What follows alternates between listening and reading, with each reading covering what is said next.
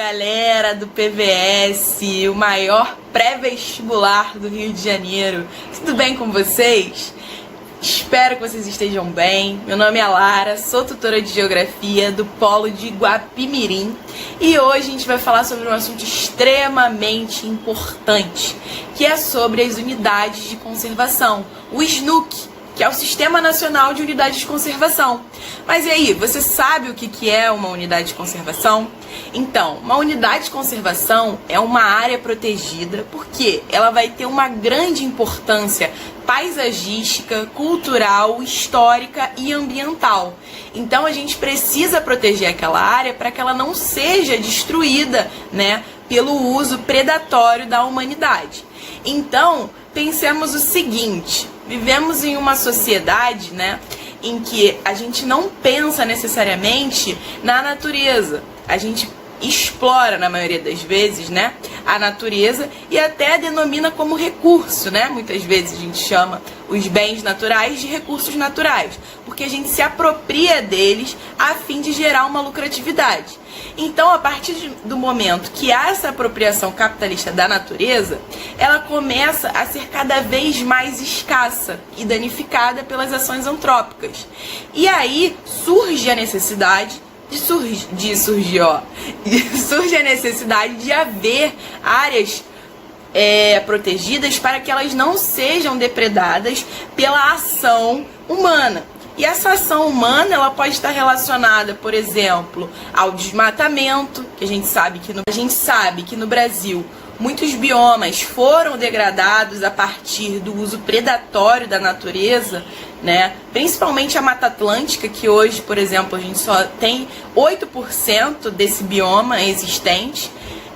E agora a gente vê mais enfaticamente, os biomas que estão mais ameaçados, que estão mais em pauta hoje, sendo o Cerrado e a Floresta Amazônica, já que a gente sabe que há um avanço do arco do desmatamento para a Floresta Amazônica e o Cerrado também passou por essa fase de avanço da fronteira agrícola. Então a gente vai ter um uso cada vez mais exploratório da natureza. E com isso surge cada vez mais a necessidade de ter áreas que sejam prioritárias para a preservação e conservação. Certo? E aí, com o início, com o surgimento das unidades de conservação, a gente acaba protegendo uma determinada área para que ela não seja degradada. E aí, pensando em unidade de conservação no Brasil, a gente vai ter a nossa primeira unidade de conservação surgindo em 1920, que vai ser o Parque Nacional de Itatiaia.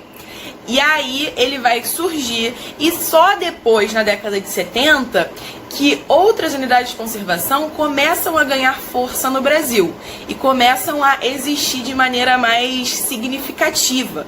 Porque em 1970 a gente vai começar a ver, no mundo inteiro, não apenas no Brasil, um debate acerca das questões ambientais, de como a sociedade vem utilizando a natureza, certo? Então, a partir disso, a gente vê, por exemplo, em 1972, a conferência que aconteceu em Estocolmo para discutir essas questões, e a partir disso a gente vem discutindo as questões ambientais durante os próximos anos. E aí, se você quiser assistir um vídeo que fale sobre os problemas ambientais, essas conferências, temos aqui também no canal do PVS, que foi até meu amigo Pedro que gravou. Então você pode acessar o nosso canal do YouTube e assistir esse vídeo, que eu acho bem importante também para entender a criação das próprias unidades de conservação. Mas, se a gente parar para pensar no surgimento de unidades de conservação, a primeira unidade de conservação que surgiu no mundo foi nos Estados Unidos. O presidente Abraham Lincoln, em 1894, criou a primeira unidade de conservação, que hoje é conhecida como o Parque de Yellowstone, que muitas pessoas gostariam de viajar e conhecer esse parque, inclusive eu, mas quem sabe um dia. E eu falei com vocês que Yellowstone é um parque. Por que é um parque? Porque essas unidades de conservação, elas vão ser divididas em categorias. Tem duas principais, que vai ser a categoria de uso sustentável e as unidades que são conhecidas como áreas de proteção permanente. As unidades de conservação de uso sustentável vai poder haver a presença humana dentro daquelas áreas. Por exemplo, populações tradicionais vão poder viver, né, dentro daquelas áreas protegidas, porque acredita-se que o uso dessas populações tradicionais, como por exemplo os indígenas, os quilombolas e os ribeirinhos, tenham, né, um uso mais sustentável, orgânico e mútuo com a natureza.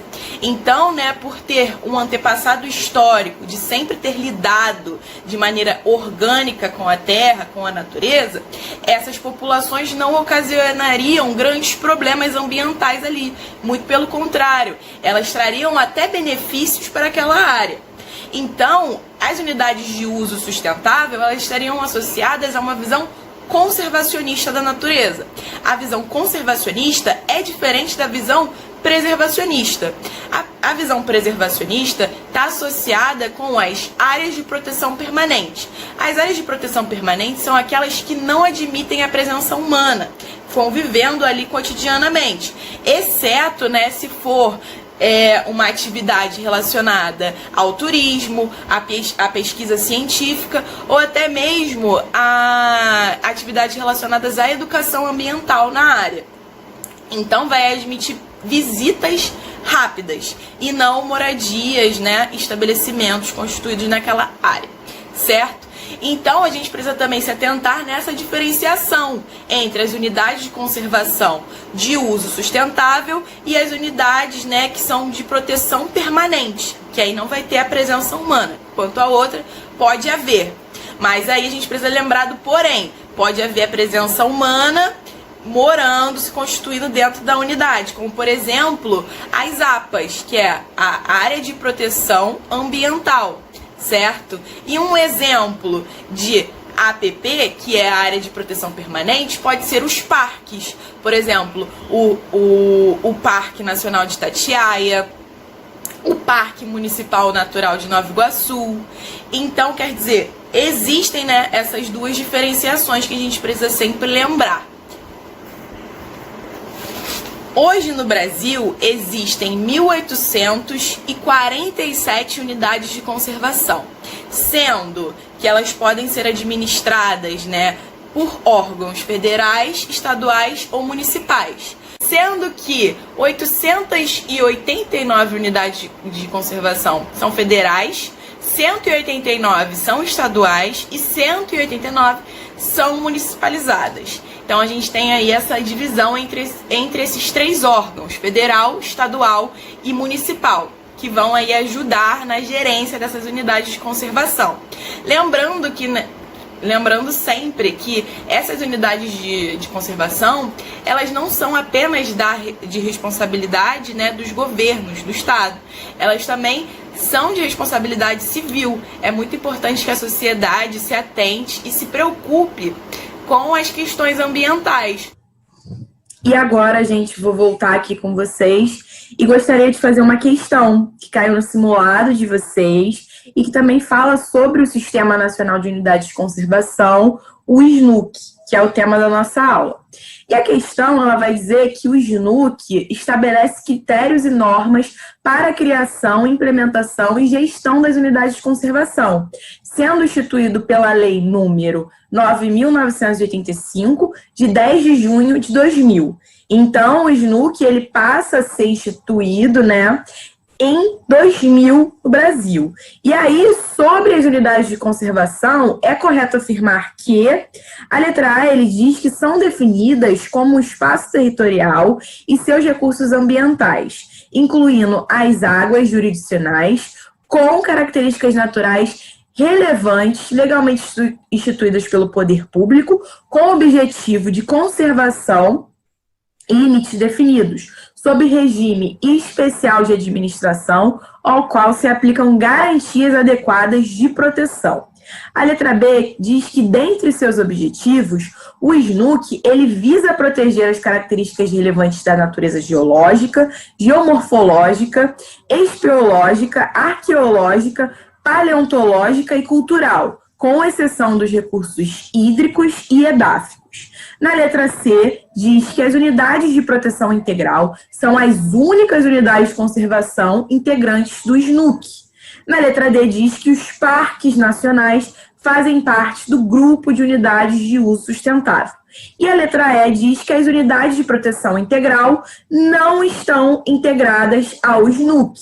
Então, galera, lendo todas essas alternativas, a gente chega à conclusão que a letra A é a única que caberia como a alternativa correta. Por quê? A letra B, ele diz que entre os objetivos do SNUC, a proteção não faz parte, né, com exceção dos recursos hídricos e os edáficos. Os edáficos são os recursos pertinentes ao uso do solo. Então, quer dizer, o SNUC, ele vai sim ter características referentes à proteção dos recursos hídricos e edáficos, certo? Na letra C diz que as unidades de proteção integral são as únicas pertencentes ao SNUC. Quando não, né? Porque a gente sabe que existe as unidades de proteção integral e as unidades de uso sustentável, certo? A letra D diz que os parques nacionais fazem parte do grupo de unidades de conservação de uso sustentável. Não, os parques nacionais, eles fazem parte das unidades de proteção integral, certo? E a letra E diz que as unidades de proteção integral não estão integradas ao SNUC. Uma mentira, né? Já que a gente sabe que as unidades de proteção integral e as unidades de uso sustentável estão integradas ambas ao SNUC, certo? Então, galera, espero que vocês tenham curtido a aula. Encontro vocês numa próxima ocasião. Um beijão e tchau, tchau!